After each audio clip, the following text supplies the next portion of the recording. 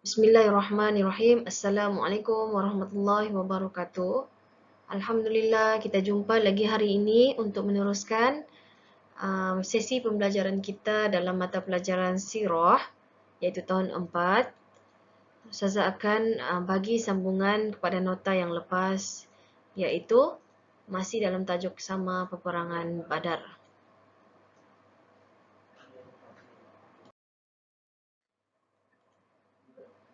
Pelajaran 1, jihad Rasulullah SAW dan para sahabat, tetapi dalam unit kedua iaitu Perang Badar.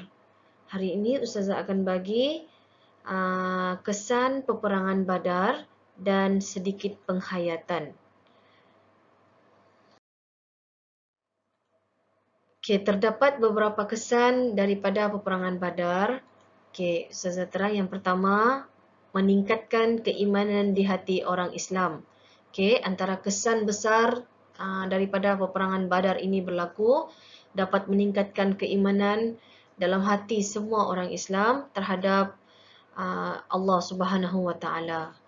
Okey, yang kedua adalah orang Islam bertambah yakin akan pertolongan Allah Subhanahu wa taala. Mereka dapat melihat bagaimana Allah menghantar bantuan ketika peperangan Badar ini berlaku, sehingga mereka memenangi peperangan tersebut. Seterusnya, antara kesan peperangan Badar adalah semangat perjuangan orang Islam semakin kuat. Okey, mereka tidak gentar ataupun tidak berasa takut pun sekiranya diajak berjuang pada jalan Allah. Okey, yang keempat adalah bilangan orang Islam yang memeluk Islam semakin bertambah kerana mereka tertarik dengan akhlak yang ditunjukkan oleh orang Islam. Okey, semua akhlak-akhlak mulia orang Islam telah pun menarik minat orang bukan Islam untuk lebih dekat kepada agama kita iaitu agama Islam.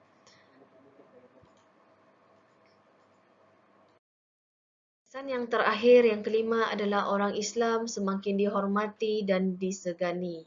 Okey, semestinya kemenangan yang orang Islam perolehi dalam peperangan Badar ini menjadikan atau menunjukkan kepada orang bukan Islam bahawa mereka layak untuk dihormati dan disegani.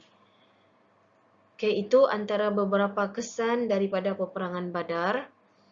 Dan seterusnya, Ustazah akan terang tentang penghayatan.